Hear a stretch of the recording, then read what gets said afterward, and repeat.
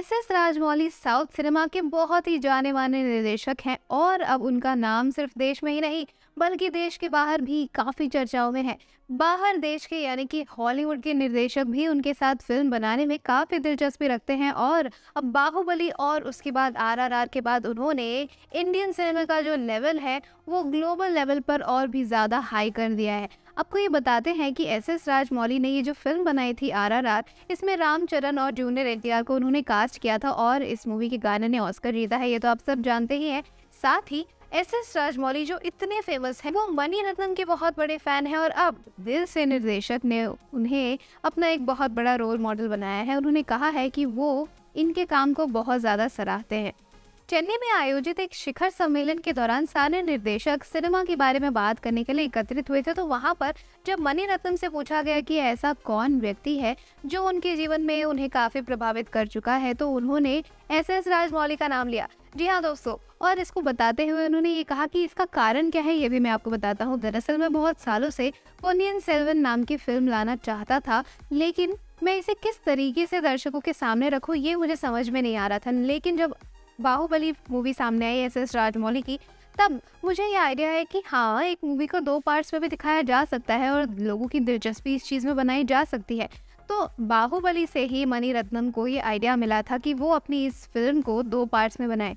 अब मणि रत्नम का ये भी कहना है कि अगर बाहुबली नहीं आई होती तो उन्हें कभी ये आइडिया आता ही नहीं और पोन्नियिन सेल्वन कभी बनती ही नहीं। इसीलिए वो राजमौली को एक प्रेरणा बताते हैं और उन्हें काफ़ी ज़्यादा सराहते हैं। मणि रत्नम के ऐसा कहने के बाद एस राजमौली जो मणि रत्नम के फैन हैं, उनके लिए ये एक बहुत बड़ी तारीफ थी और उन्होंने इस पर कमेंट करते हुए भी लिखा कि ये उनके लिए आज तक की सबसे बेस्ट और सबसे बड़ी तारीफ है, सबसे बेस्ट, ऐसा कह रहे हैं राजमौली। साथ ही आपको ये बताते हैं कि पोन्नियिन सेल्वन का जो फर्स्ट पार्ट था ये तो लोगों को बहुत पसंद आई थी और अब इसका दूसरा पार्ट भी बनकर बिल्कुल तैयार है 28 अप्रैल को रिलीज होने के लिए। लेकिन बीच में ये अफवाह फैली थी कि इस मूवी की रिलीजिंग डेट को पोस्टपोन किया जा रहा है, लेकिन डायरेक्टर्स ने सामने आके ये कहा है कि मूवी अपने तय समय के मुताबिक ही रिलीज होगी और इस मूवी की डेट को शिफ्ट नहीं किया जा रहा है, यानी कि बहुत ही जल्दी आपको पोन्नियिन सेल्वन का सेकेंड पार्ट भी स्क्रीन्स पर देखने को मिलने वाला है।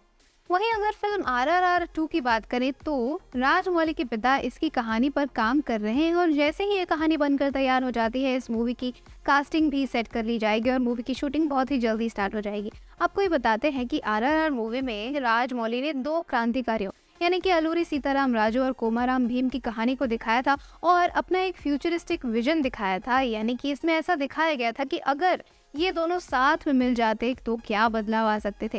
ये दोनों ही एक दूसरे से कभी रियल लाइफ में मिले नहीं थे और इनकी ज़िंदगी काफ़ी अलग अलग थी, लेकिन इस मूवी के ज़रिए राजमौली ने अपना एक बहुत ही बेहतरीन विजन लोगों को दिखाया कि किस तरीके से ये 2 क्रांतिकारी अगर साथ में आ जाते तो ये कहानी कुछ और ही होती। 4 जुलाई को प्रधानमंत्री नरेंद्र मोदी आंध्र प्रदेश पहुंचे थे अलूरी सीताराम राजू के 125th बर्थ एनिवर्सरी पर और साथ ही उसी साल यानी कि 2022 में ही 100 वर्ष पूरे हो रहे थे रंपा क्रांति को, तो प्रधानमंत्री ने कहा था कि इस चीज़ को पूरे वर्ष सेलिब्रेट किया जाएगा। साथ ही उन्होंने 30 फीट लंबी अलूरी सीताराम राजू की प्रतिमा को अनावरण भी किया था। तो इसी के साथ ये क्रांति बहुत ही ज़्यादा लोगों के बीच में फेमस हो गई थी, लोगों को इसके बारे में पता चला था, जिसका पूरा श्रेय एस राजमौली को ही जाता है। अब जब इसका दूसरा पार्ट आने वाला है तो देखना यह है कि इसमें हमें कौन से क्रांतिकारियों की कहानी दिखाई जाती है और किस तरीके से ये कहानी हमारे सामने आती है। अब राजमौली है तो कुछ अच्छा ही करेंगे। आपका क्या कहना है इस बारे में हमें कमेंट सेक्शन में ज़रूर बताइए। आज की वीडियो में बस इतना ही। अगर आपको वीडियो अच्छी लगी है तो इसे लाइक कीजिए, अपने दोस्तों के साथ शेयर कीजिए, पॉलीग्राफ स्टूडियोज को सब्सक्राइब कीजिए और मुझे अपनी होस्ट पंखुरी को इजाज़त दीजिए। नमस्कार।